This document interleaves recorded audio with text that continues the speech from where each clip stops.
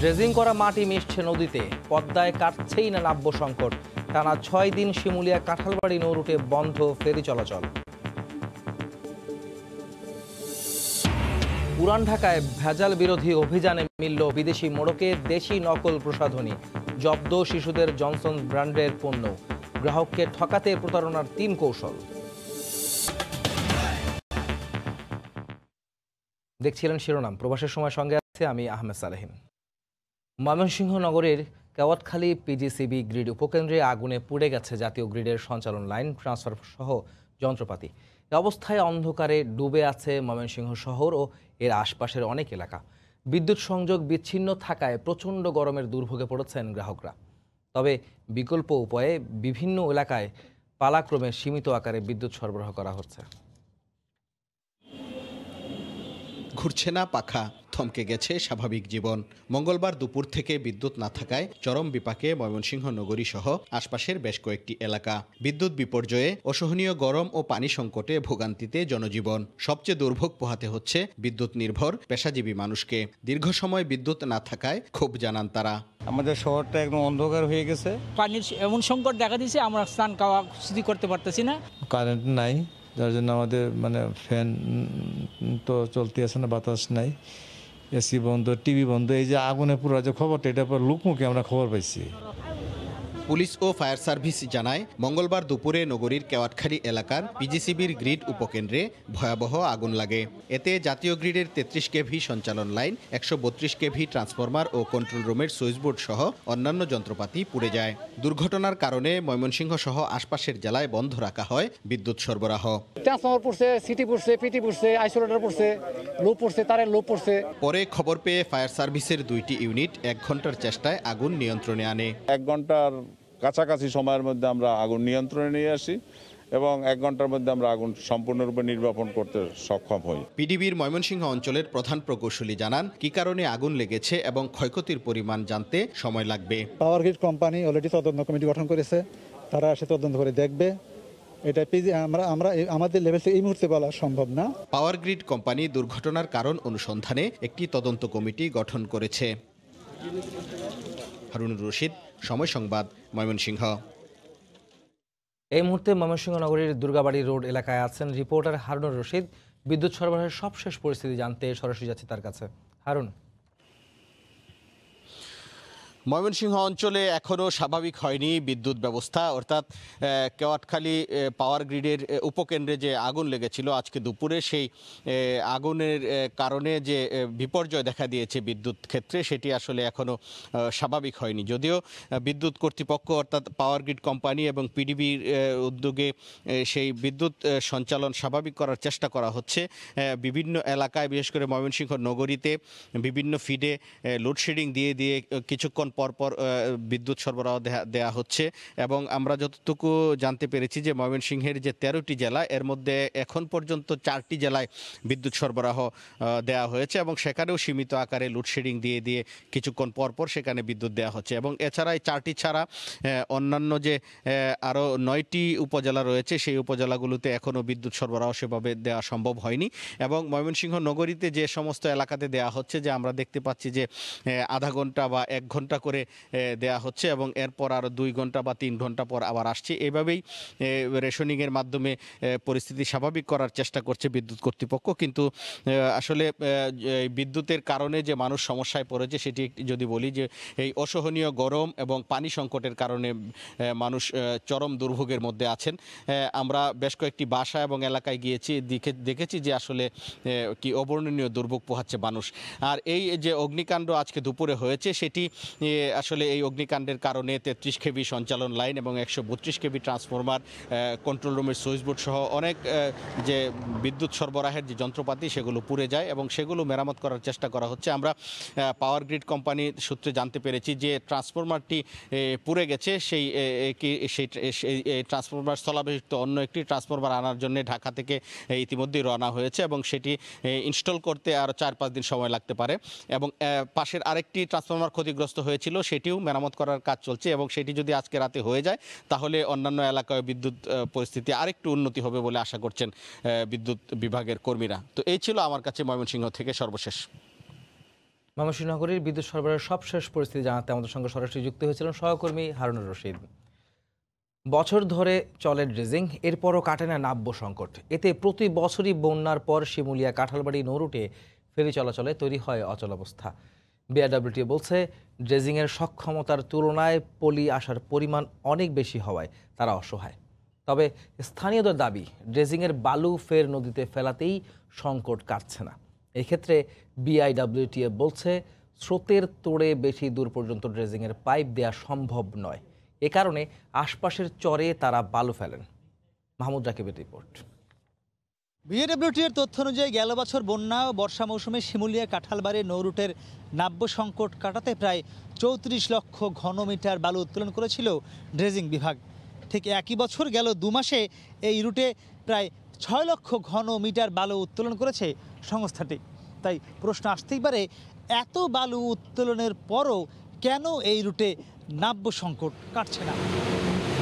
উত্তর খুঁজতে গিয়ে দেখা যায়, উত্তাল পদ্মায় তীব্র স্রোতের সাথে আসছে হাজার হাজার ঘনমিটার পলি, যা জমে প্রায় সপ্তাহখানেক ধরে শিমুলিয়া কাঁঠালবাড়ি নৌরুটের সব চ্যানেল অচল হয়ে গেছে। বন্ধ রয়েছে ফেরি চলাচল।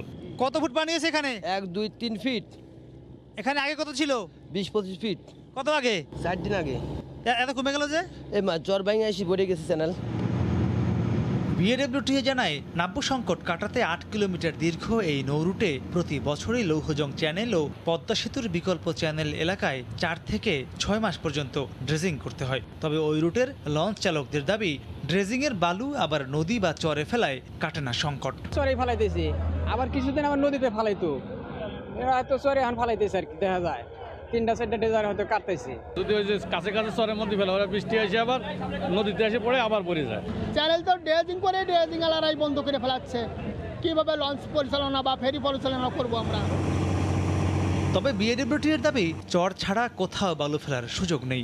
তাই চরের মধ্যে বিশেষভাবে তৈরি করা পুকুরের মধ্যে তা ফেলা হয়। বন্যার সময় আপ স্ট্রিম থেকে প্রতি বছর 2.4 বিলিয়ন টন পলি আসে। এই ফেরি রুট দিয়ে কিন্তু সমস্ত পলি ডাউন স্ট্রিমে চলে যায়। প্রায় 15-20টা আমাদের ডাইক আছে। এই ডাইকগুলোতে কিন্তু আমরা প্রতি বছরই ড্রেজিং করে এখানে আমরা পলি অপসারণ করি। এই মাটিটা কোনো ক্রমেই নদীতে যাবে না।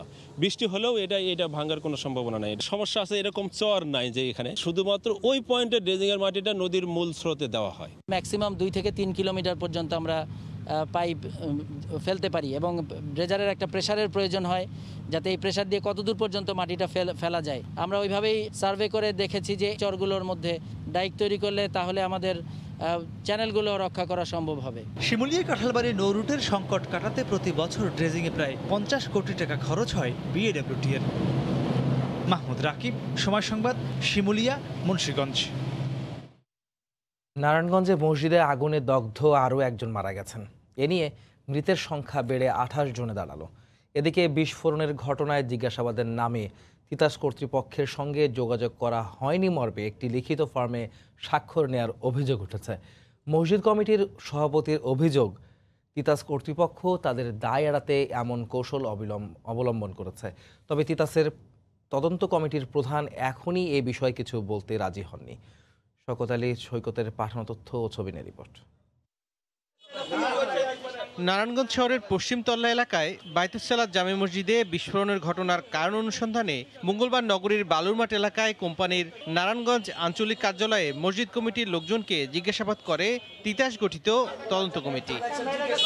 তবে মসজিদ কমিটির সভাপতির অভিযোগ, তিতাস কর্তৃপক্ষ তাদের দায় এড়াতে কৌশল অবলম্বন করেছে। তিতাসের সঙ্গে যোগাযোগ করা হয়নি মর্মে নির্ধারিত 11টি প্রশ্ন সম্বলিত ফর্মে মসজিদ কমিটির 4 জনের লিখিত নিয়েছেন তারা, অথচ তাদের সঙ্গে যোগাযোগ করেছিলেন মসজিদ কমিটির সেক্রেটারি। এ বিষয়ে কোনো কথাই বলতে রাজি হননি তিতাসের তদন্ত কমিটির প্রধান। ফর্ম তৈরি করছে, যেমন গদ গাইছে কতখানি যে এই আপনি করছেন, যেমন আছে তিতাস গ্যাসে আপনি কি কোনো যোগাযোগ করেছেন? তা আমি তার যোগাযোগ করি নাই। তাহলে হ্যাঁ, আপনি যোগাযোগ করেন নাই, আমি করছে তো সেক্রেটারি, ওই গদগিনি নাই। মসজিদ কমিটির সাথে তদন্ত কাজ শেষ হয় নাই, সেটা চলমান। এদিকে বিস্ফোরণের ঘটনায় জেলা প্রশাসনের গঠিত তদন্ত কমিটি দ্বিতীয় দিনের গণশুনানিতে ফায়ার সার্ভিস ও তিতাসের কর্মকর্তা সহ 25 জনের সাক্ষ্য গ্রহণ করেছে। কমিটির প্রধান অতিরিক্ত জেলা ম্যাজিস্ট্রেট খাদিজা তাহেরা ববি জানান, নির্ধারিত 5 কার্যদিবসের মধ্যেই দেয়া হবে প্রতিবেদন। তদন্ত কার্যক্রম চলমান আছে এখনো। আমাদের আছে 5 কার্যদিবস, তো এটা আমাদের বৃহস্পতিবারে শেষ হবে। আমরা আশা করব ইনশাআল্লাহ এর মধ্যে আমরা রিপোর্টটা দিয়ে দিতে পারবো। জেলা প্রশাসনের গণশুনানিতে এ পর্যন্ত 43 জনের সাক্ষ্য গ্রহণ করা হলো। সময় সংবাদ, নারায়ণগঞ্জ। মোড়ক নামি দামি ব্র্যান্ডের, কিন্তু প্রসাধনী তৈরি হচ্ছে পুরান ঢাকায়। আবার চীন থেকে নকল পণ্য বানিয়ে এনে দেশে করা হচ্ছে প্যাকিং। পুরান ঢাকায় ভেজাল বিরোধী অভিযানে এমনই এক প্রতিষ্ঠানের 3.5 কোটি টাকার প্রসাধনী জব্দ করেছে র্যাব। এ সময় 5 জনকে 2 বছর করে বিরাশ্রম কারাদণ্ড দেওয়া হয়। পুরান ঢাকার চকবাজারে মৌলভীবাজার টাওয়ারের তাকওয়া এন্টারপ্রাইজ। বিশ্বের নামি দামি প্রায় সব ব্র্যান্ডের প্রসাধনীই মিলবে এখানে, কিন্তু নেপথ্যের কাহিনী আতঙ্কিত হওয়ার মতো। র্যাবের দীর্ঘদিনের অনুসন্ধানে উঠে এসেছে এখানকার বেশিরভাগ পণ্যই নকল। প্রতিষ্ঠানটির গুদামে গিয়ে দেখা যায় বিভিন্ন বিদেশি ব্র্যান্ডের মোড়ক। দেশে তৈরি ভেজাল প্রসাধনী এসব মোড়কে পোড়া হয়। 3 ক্যাটাগরিতে তারা নকল করে। একটা হচ্ছে চায়না থেকে তারা নকল প্রোডাক্ট বানিয়ে নিয়ে আসে, আরেকটা হচ্ছে চায়না থেকে খালি ক্যানগুলো নিয়ে এসে এখানে রিফিল করে, আর তৃতীয়ত হচ্ছে এখানে লোকালি আপনার পুরনো বোতল দিয়ে তারা আবার করে আপনার রিফিল করে বাজারে ছাড়ে। জনসন অ্যান্ড জনসন সহ ইউনিলিভারের বিভিন্ন প্রোডাক্ট যেগুলি শিশুদের জন্য বেশি ব্যবহৃত হয়, আপনার Johnson shampoo, Johnson powder, lotion সহ অন্যান্য আইটেম, রং ফর্সাকারী ক্রিম, এই সমস্ত পণ্যগুলো সে নকল করতেছে। বিএসটিআই বলছে মানহীন এসব পণ্য ব্যবহারে চর্মরোগ সহ নানা ধরনের শারীরিক জটিলতার শঙ্কা রয়েছে। 40-50 রকম আইটেম যেটা পাওয়া গেছে, সেটার বিএসটিআই থেকে অনুমোদন গ্রহণ করার বাধ্যবাধকতা থাকলেও এই প্রতিষ্ঠান থেকে কোনো রকম কোনো অনুমোদন গ্রহণ করা হয় নাই। রং ফর্সাকারী বা হোয়াইটেনিং ক্রিম, যেগুলোতে মার্কারি এবং হাইড্রোকুইনোন নামক ক্ষতিকর কেমিক্যাল ব্যবহার করা হচ্ছে, যেটা আমাদের ত্বকের জন্য মারাত্মক ক্ষতিকর এবং এটা অনেক ক্ষেত্রে স্কিন ক্যান্সার হওয়ার জন্য দায়ী হয়ে থাকে। দোকান মালিকরাও স্বীকার করে নিলেন অতি মুনাফার আশায় এ ধরনের কাজ করে আসছেন তারা। আসলে এতগুলি তো আইটেমের মনে করেন আমরা ব্রোকার থেকে কিনি, তো এতগুলি আইটেম তার বিএসটিআই করা সম্ভব হয় না, যেহেতু বিএসটিআই নাই ওই হিসাবে অবৈধ। বিভিন্ন ব্রোকার আছে, ইম্পোর্টার আছে, ওনারা ওনাদের থেকে কিনে নিই, সীমিত লাভে বিক্রি করি। এগুলো আপনার সব বাইরে থেকে আসে, আর কিছু কিছু এখান থেকে কালেকশন করা। ওখানে ফেস ওয়াশ আইটেমটাই বেশি আমাদের। অসাধু ব্যবসায়ীদের বিরুদ্ধে অভিযান অব্যাহত রাখা হবে বলে জানায় র্যাব। শাহরিয়ার জামান দ্বীপ, সময় সংবাদ, ঢাকা। ব্যাংকে হ্যাকারদের সাইবার হামলার চেষ্টা ঠেকানো গেছে, তাই আপাতত ভয়ের কিছু নেই বলে জানিয়েছে সরকারের computer incident response team shirt.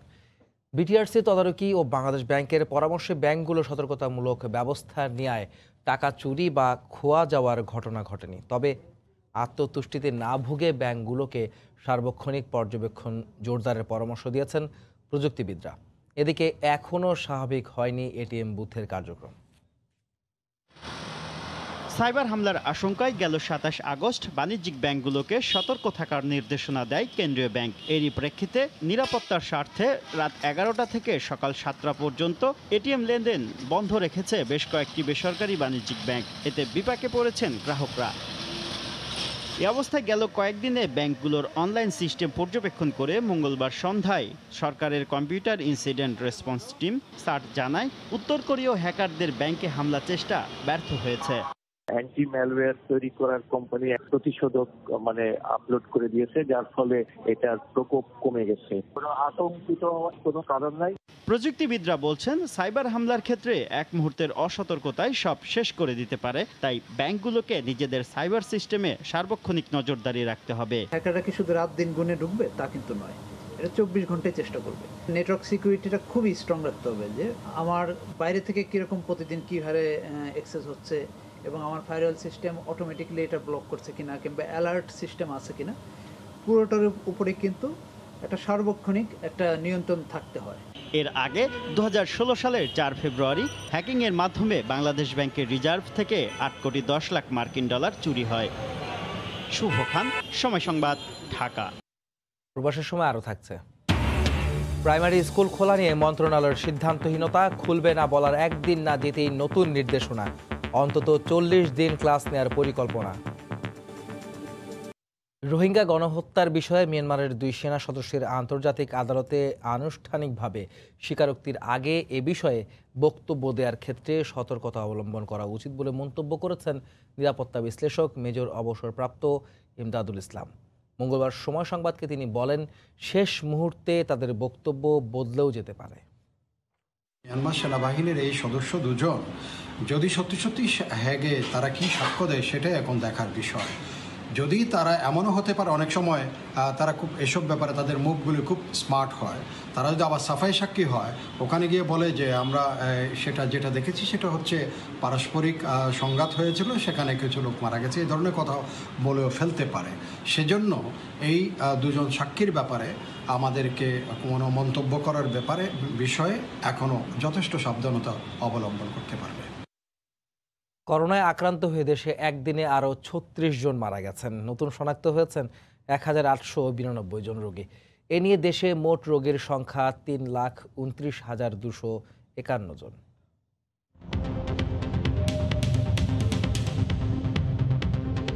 গত 24 ঘন্টায় নমুনা পরীক্ষা করা হয়েছে 14,973 জনের। এই পর্যন্ত মোট নমুনা পরীক্ষা হয়েছে 16,59,697 জনের। 24 ঘন্টায় নতুন করে শনাক্ত হয়েছেন 1,892 জন। মোট আক্রান্ত 3,29,251 জন। 24 ঘন্টায় মারা গেছেন 36 জন। এই পর্যন্ত করোনা আক্রান্ত হয়ে মারা গেলেন 4,552 জন। করোনা থেকে 24 ঘন্টায় সুস্থ হয়েছেন 3,236 জন।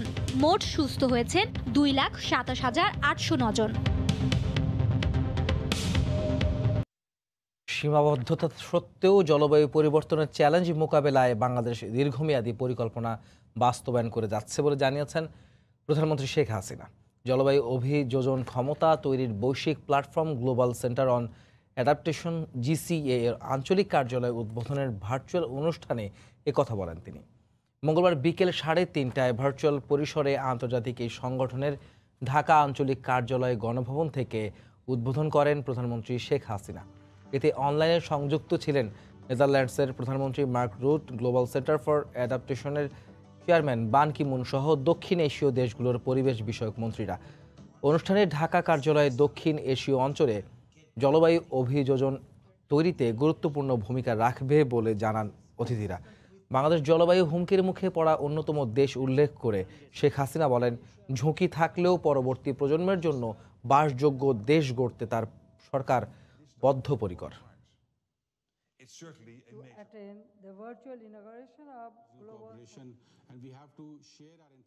Bangladesh is a unique example of climate vulnerability and resilience. People here have time and again showed their resilience against natural or man-made disasters. Yet there remain a lot of things to be changed. Other countries in the region also have similar experiences and some good practices on adaptive measures. I believe together we can safeguard and build a better future for all of us. GCA Bangladesh office will facilitate, support and develop on-the-ground action in South Asia to enhance adaptation and climate resilience. Primary school খোলা নিয়ে বিভ্রান্তি কাটছেই না। এবছর খুলবে না বলার একদিনের মাথায় জানা গেল স্কুলগুলোকে প্রস্তুতি নিতে বলেছে মন্ত্রণালয়। অন্তত 40 দিন ক্লাস নেয়ার পরিকল্পনা করে স্কুলগুলোকে স্বাস্থ্যবিধি মানার সব ধরনের ব্যবস্থা নিতে বলা হয়েছে। করোনার থাবায় ওলটপালট শিক্ষাসূচি। মার্চ থেকে শিক্ষা প্রতিষ্ঠান বন্ধ, বাতিল পিএসসি ও জেএসসি পরীক্ষা। শিশুদের ঝুঁকির কথা ভেবেই দফায় দফায় বেড়েছে শিক্ষা প্রতিষ্ঠান বন্ধের মেয়াদ। 6 সেপ্টেম্বর জানানো হয় পরিস্থিতি স্বাভাবিক না হলে এবছর খুলছে না প্রাইমারি স্কুল। করোনা পরিস্থিতি শেষ না হওয়া পর্যন্ত আমরা স্কুলে বাচ্চা কাচ্চাদের নিয়ে যেতে চাই না।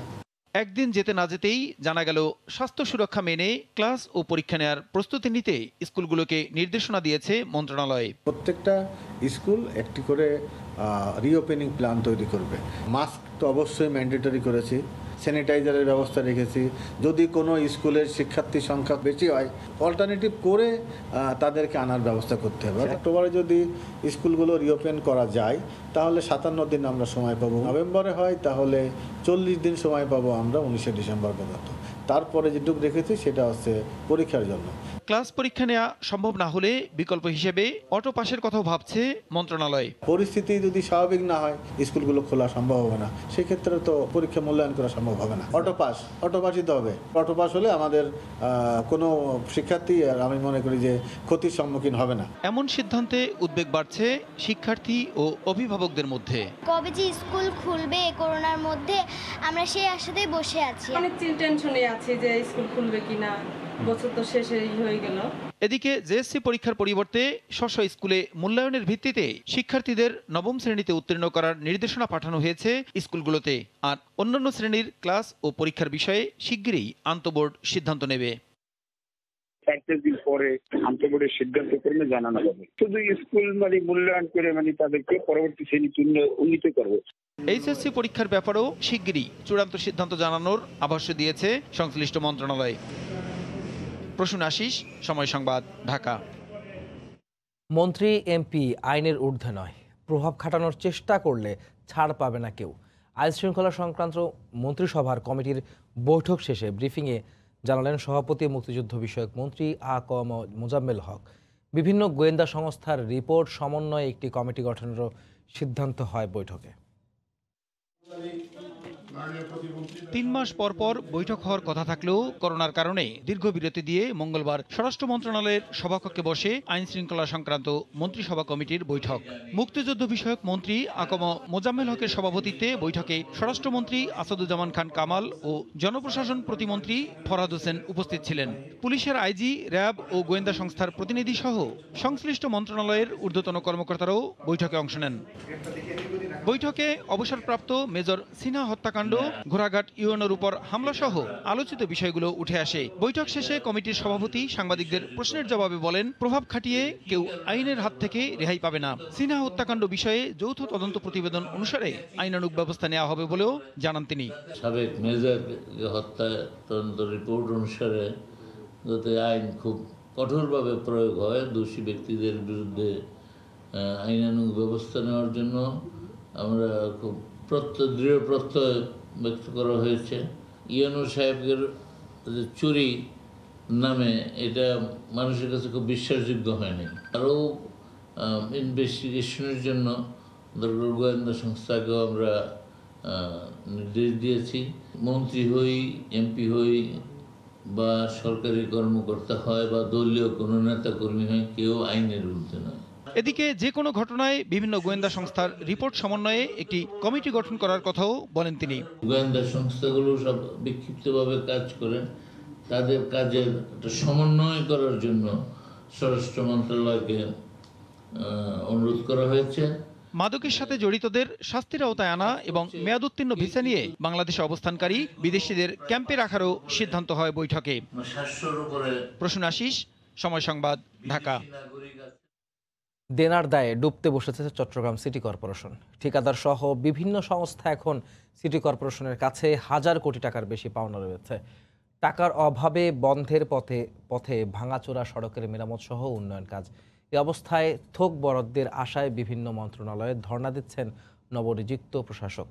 কমলদের রিপোর্টে বিস্তারিত। দেশের সামগ্রিক অর্থনৈতিক উন্নয়নে বড় ধরনের ভূমিকা রেখে চলেছে বন্দরনগরী চট্টগ্রাম। এখানে যেমন সমুদ্র বন্দর রয়েছে, তেমনি রয়েছে একাধিক ইপিজেড। জাতীয় রাজস্ব আয়ে অন্তত 70,000 কোটি টাকার যোগান দিয়ে থাকে এই নগরী। অথচ এই নগরী এখন নানা সমস্যায় আক্রান্ত। নগরীর সড়কগুলোর বর্তমান অবস্থা, ভাঙাচোরা সড়কে অনেকটাই যানবাহন চলাচল অনুপযোগী হয়ে পড়েছে। শুধু যে সড়কের বেহাল অবস্থা তা নয়, সিটি কর্পোরেশনের সেবা খাত চলছে খুঁড়িয়ে খুঁড়িয়ে। বিদ্যুৎ বিলের অভাবে রাতে রাস্তায় বাতি জ্বলে না, কারণ আর্থিক সংকট। আর টাকা না থাকায় কোনো কাজে করতে পারছেন না নবনিযুক্ত প্রশাসক। এমন কোনো রাস্তা নাই যেটা চলাচলের উপযোগী আছে, এবং এটা এখন এই মুহূর্তে সিটি কর্পোরেশনের যে সংস্কার কাজগুলো চলছে সেগুলো অত্যন্ত ধীর গতিতে। জনদুর্ভোগ চরম পর্যায়ে বলা যায়। এমন অবস্থা হয়েছে কর্পোরেশনের যে নুন আনতে ফান্তা পুরায়, কোনো লোক সাপ্লায়ার কন্ট্রাক্টর কেউ কর্পোরেশনকে 10টা টাকা বাকি দিতে চাচ্ছে না। টাকার অভাবে শুধু যে উন্নয়ন কিংবা সংস্কার কাজ বন্ধ রয়েছে তা নয়, বিভিন্ন সংস্থা পাওনা টাকা চেয়ে কর্পোরেশনের কাছে ধর্ণাও দিচ্ছে। সবশেষ তথ্য অনুযায়ী ঠিকাদাররাই সিটি কর্পোরেশনের কাছে পাওনা রয়েছে 725 কোটি টাকা। দায় মেটাতে কর্মকর্তা কর্মচারীদের বেতন এবং গ্র্যাচুইটির টাকাও ভাঙা হয়ে গেছে, যার পরিমাণ 150 কোটি টাকা। এর বাইরে পিডিবির পাওনা 29 কোটি টাকা। ভবিষ্যতে সরকার যদি কখনো একটা থোক বরাদ্দ দেয় কিংবা সরকার যদি এই অর্থটা বা মানে 100% ইকুইটি মাপ করে যদি সিটি কর্পোরেশন টাকা দেয়, তাহলে মনে হয় সিটি কর্পোরেশন এই দেনা থেকে বেরিয়ে আসতে পারবে। সিটি কর্পোরেশন একটা ক্রনিক সমস্যা এবং সেই সমস্যার সঙ্গে আমাদের উন্নয়ন অবশ্যই সম্পর্কিত, এবং কন্ট্রাক্টর যদি তার টাকাটা ঠিকমতো না পায় তাহলে তো তার কাছ থেকে ভালো কাজ আশা করা মুশকিল। এই অবস্থায় সংকট কাটাতে বরাদ্দের পাশাপাশি অনুদান পাওয়ার আশায় বিভিন্ন মন্ত্রণালয়ের দায়িত্বপ্রাপ্ত মন্ত্রীদের দ্বারে দ্বারে ঘুরছেন সিটি কর্পোরেশনের প্রশাসক। এলজিআরডি মিনিস্ট্রির কাছে আমি আমার পুরা 350 কোটি টাকা আমরা ওনাদের কাছে একটা চেয়েছি, মশক নিধন, রাস্তাঘাট মেরামত, কিছু পাওনা দেওয়ার জন্য। কর্পোরেশনের আর্থিক সংকটের জন্য অভিযোগের তীর সদ্য বিদায়ী মেয়র আজম নাসিরের দিকে হলো। এই প্রসঙ্গে তিনি কোনো কথা বলতে রাজি হননি। কমল দে, সময় সংবাদ, চট্টগ্রাম। টেকনাফ থানার সাবেক ওসি প্রদীপ কুমার দাস সহ 30 জনের বিরুদ্ধে আরেকটি মামলা হয়েছে আদালতে। সদ্য জামিনে মুক্ত সাংবাদিক ফরিদুল মোস্তফা বাদী হয়ে এই মামলাটি দায়ের করেন।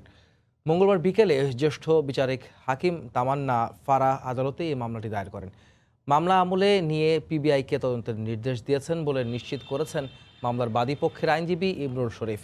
মামলার এজাহারে বলা হয়, বিভিন্ন সময় প্রদীপের বিভিন্ন অপকর্মের সংবাদ প্রকাশে ক্ষিপ্ত হয়ে তার বিরুদ্ধে 3টি মিথ্যা মামলা দায়ের করেন সাবেক ওসি। অভিযুক্ত 30 জনের মধ্যে 26 জন পুলিশ সদস্য, অন্যরা টেকনাফের বিভিন্ন এলাকার বাসিন্দা।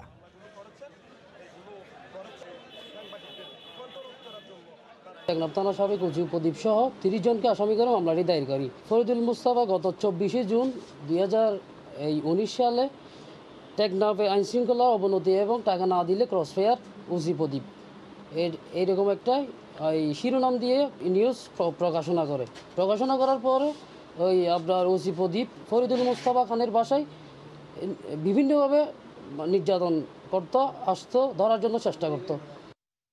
3 যুগ ধরে অবৈধ দখলে থাকা রেলের জমি উদ্ধারে 400 দোকান ও বসতবাড়ি গুড়িয়ে দিল রেল কর্তৃপক্ষ।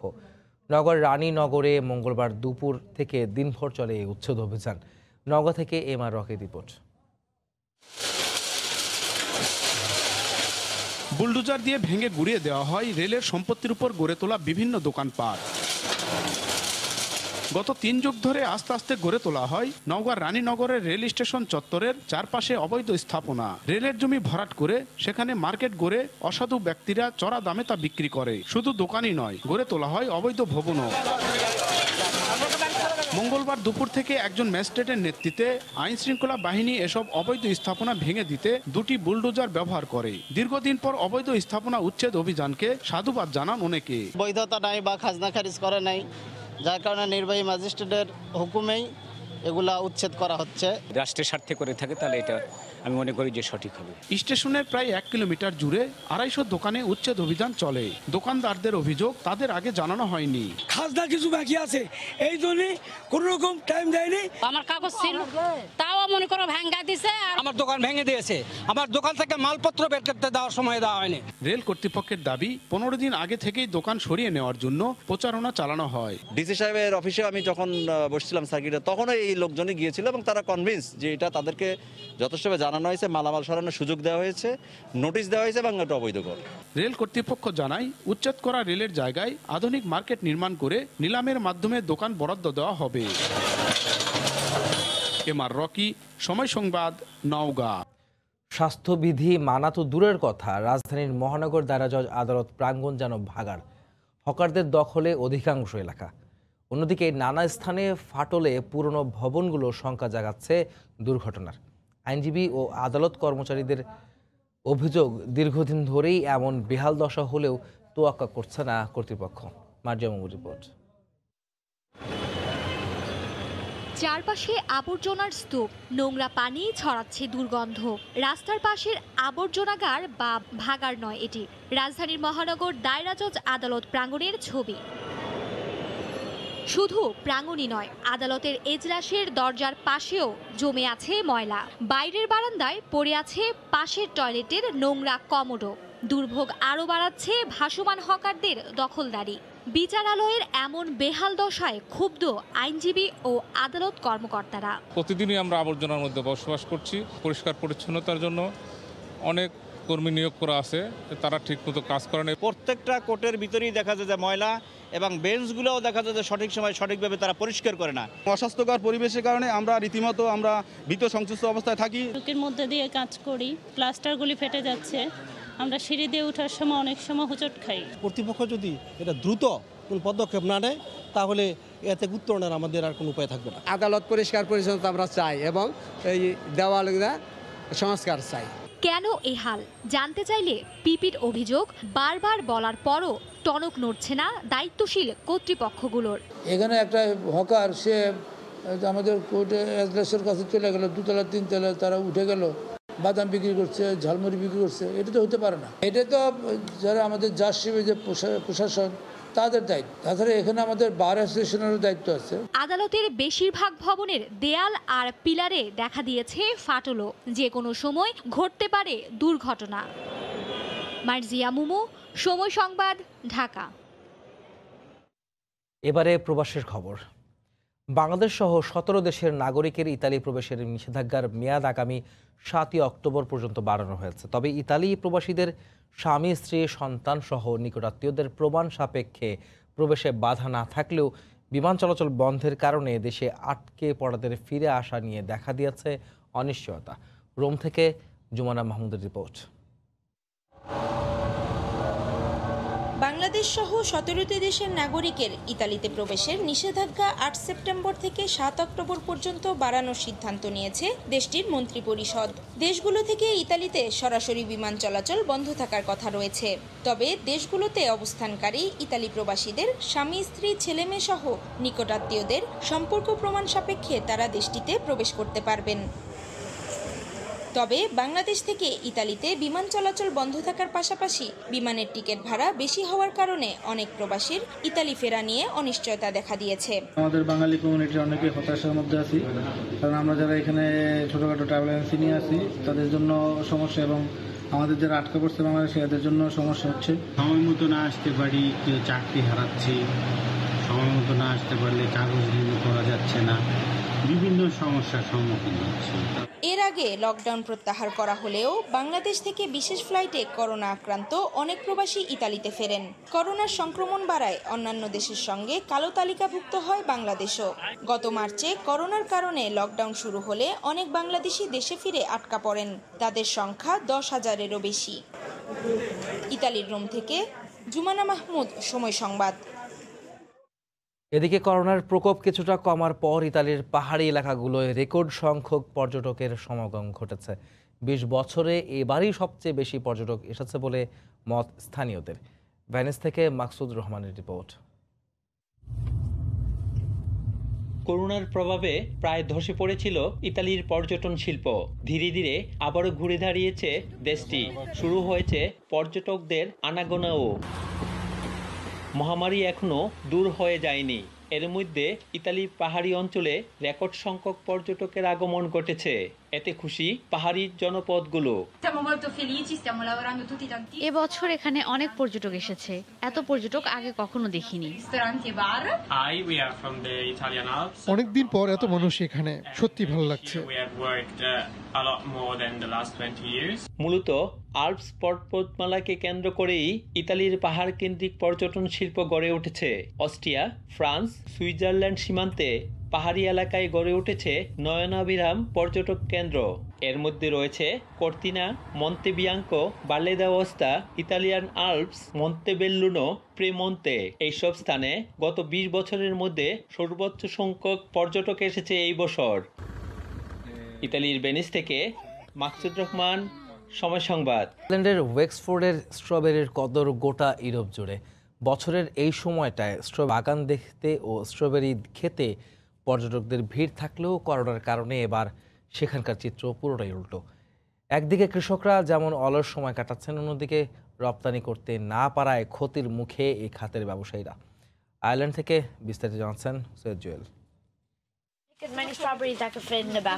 সারি সারি কাঁচা পাকা স্ট্রবেরির মনোমুগ্ধকর বাগান দেখলেই জুড়িয়ে যায় চোখ। আয়ারল্যান্ডের যতগুলি কাউন্টি রয়েছে তার ভেতর ওয়েক্সফোর্ডের সেলে চাষ হওয়া এই স্ট্রবেরি সবচেয়ে জনপ্রিয়। এই অঞ্চলের মাটিতে ক্যালসিয়াম আর নাইট্রোজেন কম এবং উচ্চমাত্রায় পটাশিয়াম থাকায় মজাদার স্ট্রবেরি ফলনের জন্য খুবই উপযোগী। ফল বাগানে ঘুরতে এসে মাত্র 6 ইউরো দিয়ে ভর্তি করে নেওয়া যায় 700 গ্রামের বক্স। আর তাজা স্ট্রবেরি স্বাদ নিতে নিতে ঘুরে দেখা যায় মনোমুগ্ধকর বাগানও। স্থানীয় প্রবাসী বাংলাদেশিরা ছাড়াও পর্যটকরা সুযোগ পেলেই ঘুরতে আসেন স্ট্রবেরির বাগানগুলোতে। কিন্তু করোনার কারণে এবার চিত্র পুরোই উল্টো। আমরা অনেক দূর থেকে আসছি, ইউরোপের মধ্যে সবচেয়ে নাম করে স্ট্রবেরি ওয়েক্সপোর্টে। তো আসলাম বাচ্চাদেরকে নিয়ে ঘুরতে এবং খুবই ভালো লাগছে। করোনা শেষে আবারও পর্যটকদের পদচারণায় মুখর হবে এসব বাগান, আবার ইউরোপ জুড়ে রপ্তানি হবে স্ট্রবেরি, এমন এই প্রত্যাশা এ খাতের ব্যবসায়ীদের। কোভিডের কারণে এবছর পর্যটক খুবই কম। আমরা আশা করি খুব দ্রুতই পরিস্থিতির উন্নতি ঘটবে। এদিকে করোনার সংক্রমণ বেড়ে যাওয়ায় দ্বিতীয় দফা লকডাউনের ঘোষণা আসতে পারে বলে আভাস দিয়েছেন দেশটির স্বাস্থ্য মন্ত্রণালয়। ইউরোপের যে কটি দেশে স্ট্রবেরি চাষ হয় তার ভিতর মজাদার স্ট্রবেরির জন্য আয়ারল্যান্ডের ওয়েক্সপোর্ট বিখ্যাত। নিজেদের প্রয়োজন মিটিয়ে ইউরোপের বিভিন্ন দেশে রপ্তানি করে থাকে। এবছর করোনার কারণে ইউরোপের অনেক দেশেই রপ্তানি করতে পারেনি এই মজাদার স্ট্রবেরি। করোনার এই দুর্যোগ কাটিয়ে আবারও হাসি মিলবে এই ফল ব্যবসায়। আয়ারল্যান্ডের ওয়েক্সফোর্ডের স্ট্রবেরি বাগান থেকে সৈয়দ জুয়েল, সময় সংবাদ।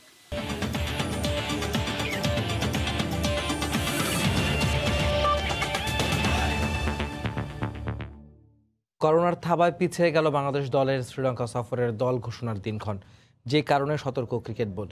দ্বিতীয় ধাপে ফলাফল পাবার পরে শ্রীলঙ্কা সফরের জাতীয় দল ঘোষণা করবে বিসিবি, এমনটাই জানিয়েছেন cricket operations chairman Akram Khan. সাবেক অধিনায়ক আরও জানিয়েছেন বিদেশে কোচিং স্টাফদের কোয়ারেন্টাইন শেষ হবার পরে শুরু হবে টাইগারদের দলীয় অনুশীলন।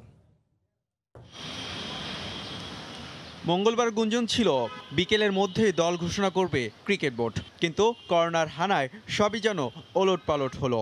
লঙ্কা সফরের সুযোগের অপেক্ষায় থাকা top order batsman Saif Hasan ভাইরাসটিতে আক্রান্ত। বুধবার বিকেলে জানা যাবে বাকিদের ফলাফল। দলের সবার রিপোর্ট নিশ্চিত হবার পরেই একটি নির্দিষ্ট রূপরেখা তৈরি করবে বিসিবি। তাই দল ঘোষণা করার ব্যাপারে সতর্ক বাংলাদেশ ক্রিকেট বোর্ড। সেক্ষেত্রে বৃহস্পতিবার লঙ্কা সফরে প্রাথমিক দল দিতে পারে বিসিবি, এমনটাই আভাস দিলেন আকরাম খান। দলটা আমরা দিয়ে দিতাম, কিন্তু জাস্ট 2-1 স্টাফের করোনা পজিটিভ হওয়ায় আমরা কাল পরশুর মধ্যে আমরা আপনাদেরকে জানিয়ে দেবো যে আমাদের টিমের কি অবস্থায় আমরা যাচ্ছি, এবং আগামী 2-3 দিনের মধ্যে আমরা আপনার একটা স্কোয়াড আপনাদেরকে জানিয়ে দেব। রোববার দেশে ফিরেছেন টাইগারদের প্রধান কোচ রাসেল ডোমিঙ্গো ও fielding coach Ryan cook.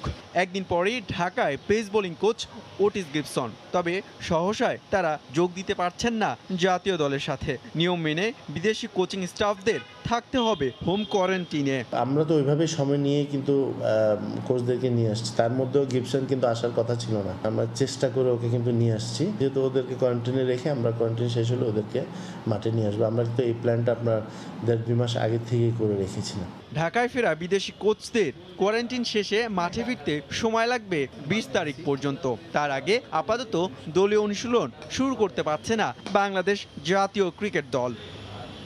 Humayun Kabir রোজ, সময় সংবাদ, ঢাকা। এ পর্যায়ে শীর্ষ সংবাদ জানিয়ে দিচ্ছে আরেকবার। ট্রান্সফরমার অন্ধকারে বেশ কয়েকটি এলাকা, দুর্ভোগ চরমে।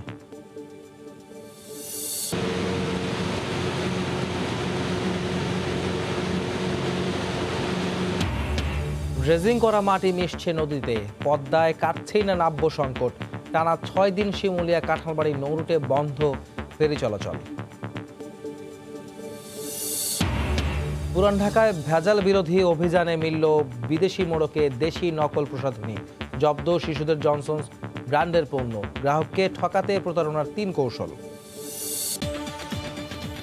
এই ছিল প্রবাসের সময়, সঙ্গেই থাকুন।